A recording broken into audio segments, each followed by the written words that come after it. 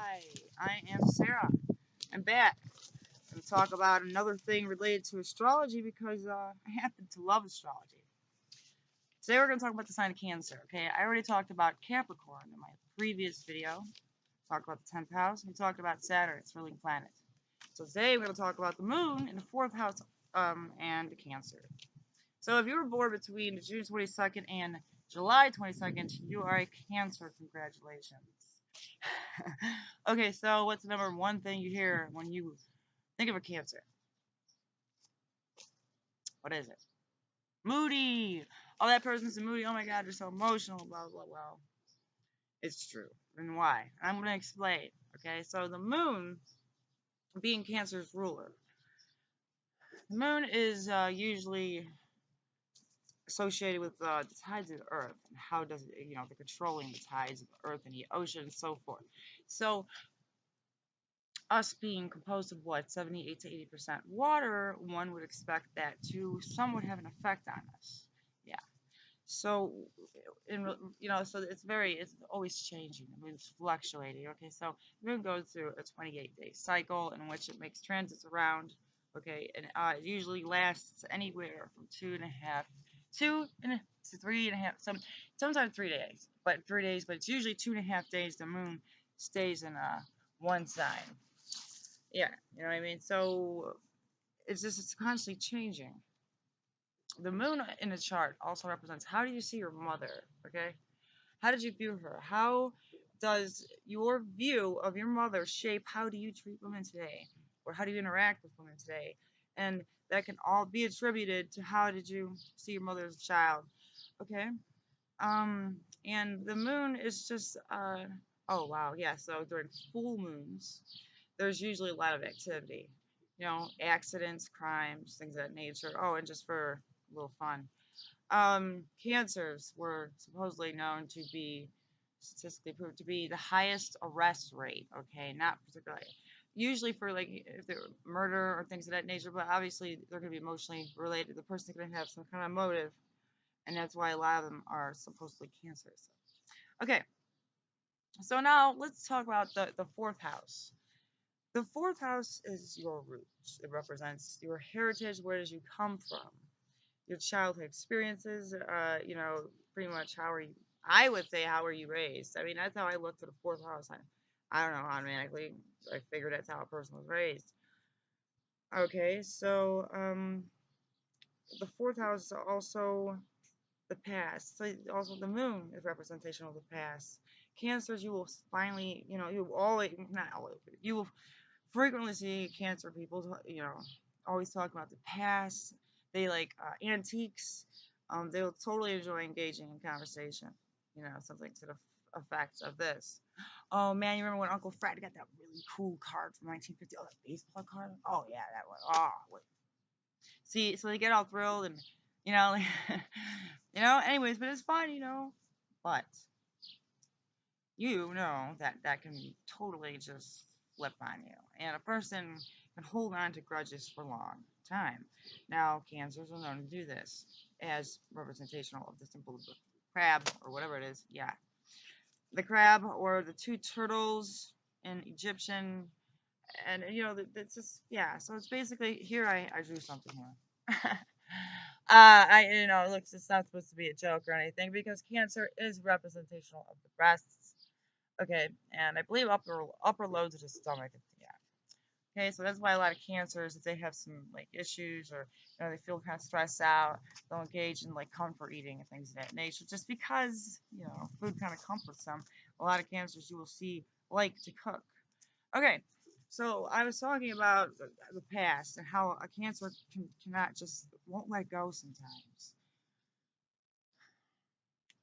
Very, very tenacious. Now, sometimes you'll frequently hear the saying, "It's just water under the bridge," with the cancer, right? See, I've heard several cancers. They've told me this. No, no, no, not no water under the bridge, friend. These people hold on to things, and you know what? Hey, it's not healthy for anyone, but yeah. So, what else is a fourth house? Okay, so in this complete whole video, I'm talking about the architecture of everything. Anything that I talk about is related So in this case, I'm talking about the fourth house and the 10th house axis. Now, to me, these axes are extreme importance, especially since I, being a student of psychology and things of that nature, I'm very interested in this axis to begin off. Begin with right out the rip. You know, um, I'd like to see a little more writing done on the descendants and the Emelian Cole Ira, however you pronounce him. I see. Okay, and I just believe those are strongly, very, very, not very overlooked. When doing interpretations, and I don't think that's a good idea. But see, I kind of psychologically I get too into it, but I don't have a problem with that. So yeah, the fourth house is representational of your mom, or I would really say the dominant parent. But it's just old school astrology is your mother, and in 10th house is your father. Okay, so and those are the most important people in your lives for the most part. If you have a traditional upbringing or whatever's going on, there may be another guardian around. Who knows the situation, but these people are who you're going to look up to. They're your role models, and they're going to be the people you're going to get a lot of your behavior from. Because Cancer isn't just about any other kid, but sorry, Cancer children. Wow, these kids pick up everything like a psychic sponge. Okay, and they're just they soak it all in. Wow, let me tell you something. Cancers have the best memories. Definitely, definitely. Knock down, hands down, just the best memory of the zodiac. Okay, so with that said, I want to just also say, you know, I don't want to say a lot of like, okay, I just want to say, obviously, cancers are nurturing. They're known for that. Motherly, very, very motherly. You know what? I wouldn't, be surprised if there's a Cancer. See, check it out. Cancer is a cardinal sign, which means cardinal means initiating action. So in Cancer, we're going to have someone who's initiating what? Emotional action. Action that is pretty contingent on what kind of emotions are being displayed. So I wouldn't be surprised if I said, like I was saying, if there was a Cancer type ruled individual with a strong fourth house or whatever, and they're coming up and nailing up have you seen me type posters of children, or because I'm very interested in children, so going around the neighborhood and doing that and getting active in the community, taking action. That's just an example, I suppose. Any Cancer friends, they'll be very good listening here, empathetic, but you have to beware, because these people. Okay, so Cancerian lunar type individuals, I don't know how to describe this. Okay, so obviously they are very, very moody. I have to, I'm a Sagittarius, stellium in the fifth house. I can be brutally honest, and I've offended a couple Cancers, and yeah, I mean it's weird because I just said some things, but the Cancer took it too personally. So I mean, I thought, yeah, too personal, but you know what? Let me go into this really quick, and then we'll talk a little bit more about Cancers and their conundrums and how intricate that can be. So here, I'd like to bring to your attention this. This is the Chariot card. And it's the Trump card in the Major Arcana in the Tarot deck. Okay, and this is the Arthur Waite deck. Okay, so what I'm saying here is that the Chariot card is related to Cancer. In what way? Well, let's see what's going on in the card here. Okay, so we see someone charging forward, right? They're moving ahead. Okay, they seem pretty adamant on getting to where they're going. Yeah. Now, in this instance, a fair-haired man, blonde hair, which to me represents some kind of pure new beginning. And then, if you'll notice, you see the polarities. You see the black, okay, and you see the white. You see the polarities, yin, yang, things of that nature. The moon happens to be yin. So, yeah. So then we will see some moons here, and there are happy and sad faces. And so this is just very depicting very much so the changeable nature of Cancer. Okay, so we see these two sphinxes. I don't know how to pronounce it. Moving forward, charging, pulling the chariot. Okay, so here the guy he's pretty much I would say enclosed here. He's protected. Sorry, he's protected. He's enclosed in this. Okay, so Cancer's like their security. Okay, usually emotional security. It gives them just yeah. If they have their emotional security, they're fine. Anything can happen. Anything can crumble around the world as long as they're good with their family and everything else. They don't care. Check this out. In the back, there are some castles. previous card, the Lovers cards, depicts things as nature, luxurious and all that. But and here, the Chariot, the Cancer, or whatever, the representational. This card is of charging forward, like I said, but leaving what this appears to be like what a luxurious lifestyle behind, or something powerful. Look, this is a realm. It's like a castle. You know what I'm saying? So the person's like, no, I don't need that anymore. I don't want that anymore. This is a card of change. This is the control card, and it is the habit card. Okay. Now, this card can frequently be representational of addictions. That's why it's called a habit card, a control card, because the moon is very much associated with our habits. We are creatures of habits. Okay? It's very hard to change those habits, specifically when they're very ingrained. You know what I mean? So our personalities are formed between, I don't know, the ages of 7.5 and 8 years old. So I would think, yes, that the fourth house has a major, major impact on what's going on. The moon. There's always, see, I get a little confused with what's going on here. So in like regular astrology, but in the astrology I started off reading was like, the sun is the father and the moon is the mother. But then it's like, then here comes Saturn as the father figure. So what is he, the actual father figure, the biological? I get confused. But yeah.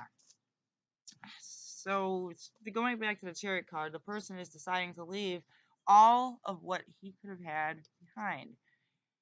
Sometimes cancers in any sign, but cancers specifically have a very hard time changing, specifically when it comes to home. I know a Cancer whose house burned down. She was ascendant Cancer rising and Cancer sun. So this person was very, very, very. They went kind of, crazy, not crazy, but they were very sad. You know what I'm saying? Their complete home was lost. I felt like everything was gone. Okay, so they could be, it's kind of like homebodies. You know what I'm saying? Taurus too, but Cancer is more so like it's like I said, just security. It's like everything to be homey. When you go to a Cancer's home, it's probably gonna be very nice. A Cancer can make a freaking cardboard box feel like a home. All you gotta do is throw a quilt in there, a pillow, a candle, and then you got a home. Seriously though, Cancers, they really are just make you feel so welcome. You're part of the family when you come to their house. Hey man, just sit down, grab a chair. That's how it is. You feel comfortable in a Cancer type atmosphere. We gotta be careful. Sometimes Cancers can be codependent on each other. I'm not gonna go well. The codependence. It's hard for me to. How do I express? I read so much about things and all these, and then I get confused when I'm trying to talk about it, and then I sound like a jumbled mess. But codependence, is very power, manipulation, control, and is very much all associated with type of Cancerian traits at their worst. Cancers don't want that kind of trouble. Cancers want love. They want love. Okay? They want acknowledgement for the things they do for the people they love. Is that so hard? A Cancer just wants you to just say, hey man, you did a good job, but sometimes you gotta watch this. These Cancer or anyone, just someone who is just afflicted severely by just the negative energy that the moon can, inflict upon anybody with this type of, So I got distracted with this vehicle in the background. I'm sorry.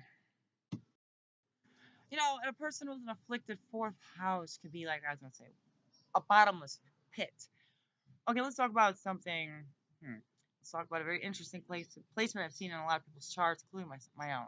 Saturn, the planet Saturn, in the fourth house. Now let's think about this. We have the fourth house, which is naturally ruled by Cancer. It's supposed to be very homey, very loving. Then we have this polar opposite intruding. Hello, knocking on the door. Can I come on in? It's like asking, inviting an icicle into your freaking beautiful home, man, and just make everything so cold. And Capricorn, it can be very stern and strict. So anybody with Saturn in the fourth can experience what they would, think, wow, just it's kind of a cold atmosphere when they're younger, some kind of a maybe even a religious, something having to do with some type of ritual structure and military even. And these people just sometimes grow up to be rebels because of this. Let's talk about people with very good, highly. Okay, let's talk about something.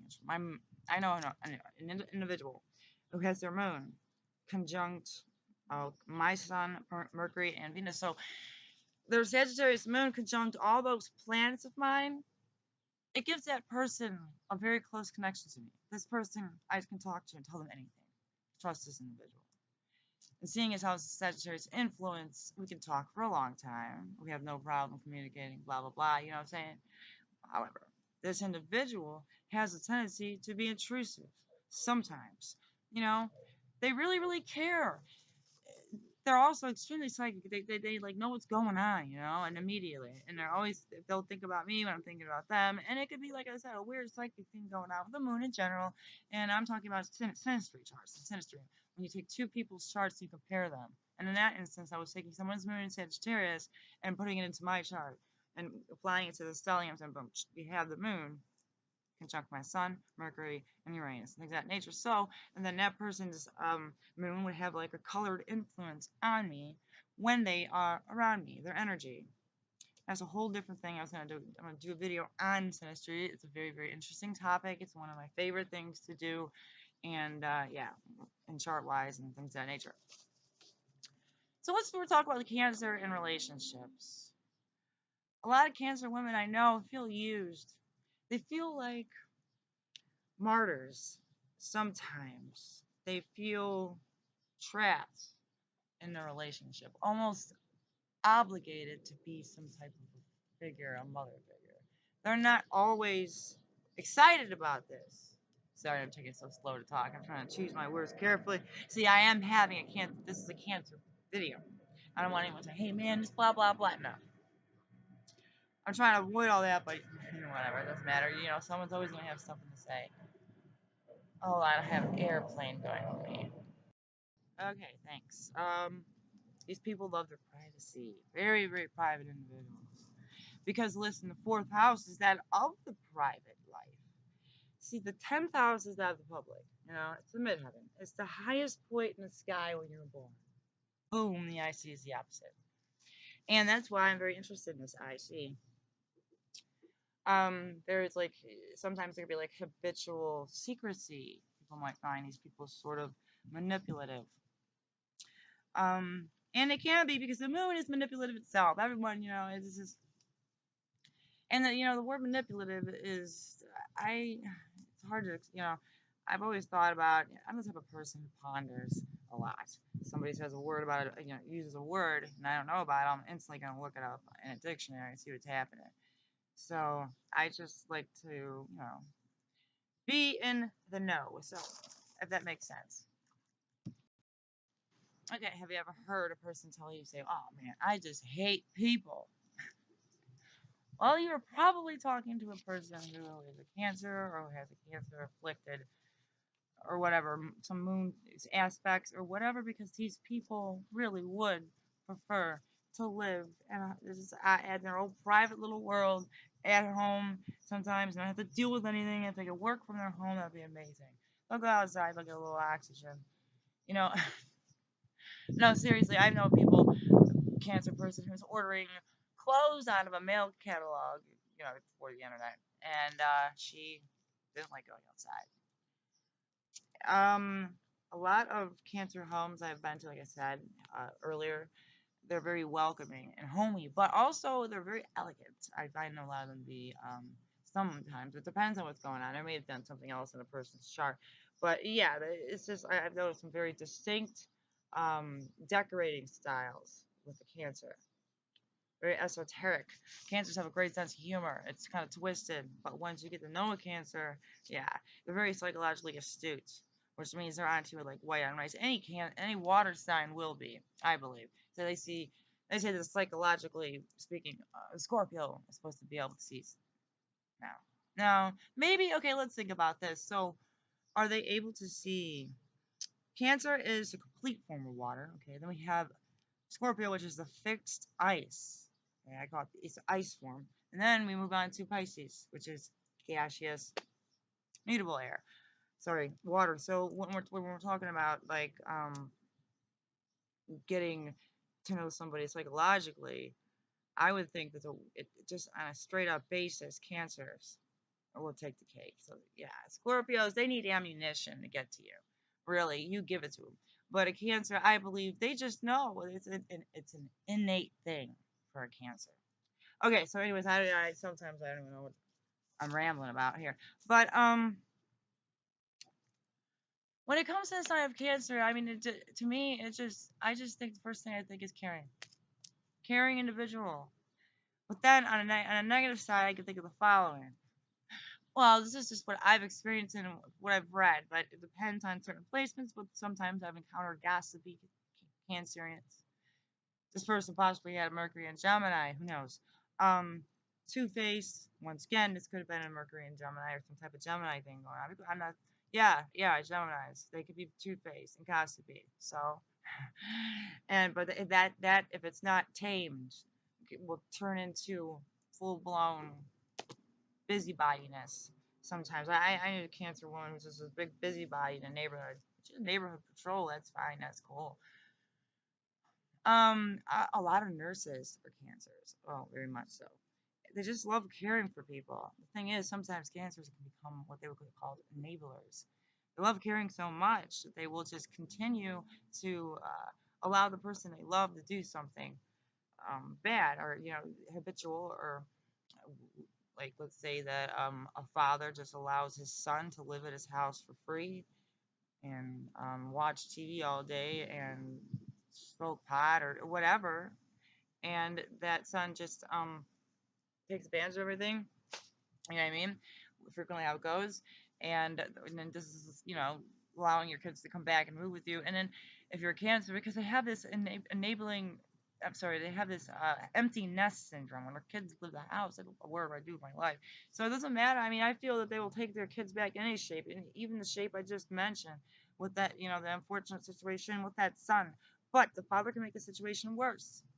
He could contribute to that son's habits by giving him money and things of that nature, and then that's not helping the son, and that's called enabling.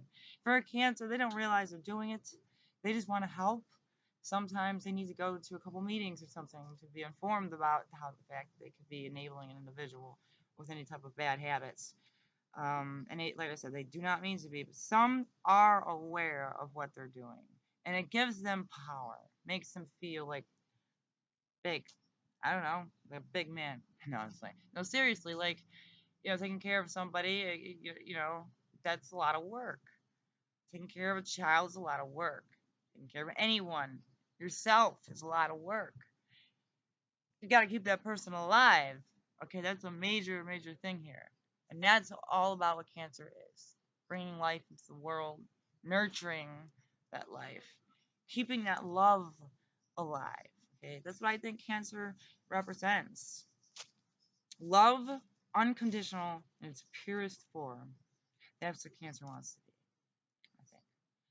And that wraps it up. I think what I still have to say about Cancer right now. Sometimes I'll rewatch my videos and I'm like, wow, should have said this, should have said that. That's fine. So I'm gonna be making more videos, particularly on the signs. I'm gonna do Taurus next because guess what? Taurus for me is extremely hard to read, so it's be very interesting to see what I have to say about this sign of Taurus. Okay, and then all right. So if you're interested in what I have to say, if you like what's going on and whatever I talk about or whatever, why don't you subscribe to my channel and I'll continue entertaining you with all kinds of esoteric wisdom pertaining to astrological influences. It's really fun. So please continue to come and learn with me because I'm excited about teaching this. I really am. I don't know. Sometimes my face may look like it's blank, but no, I'm seriously. I get so thrilled and pumped up. All right. Until next time. Catch you later. Bye.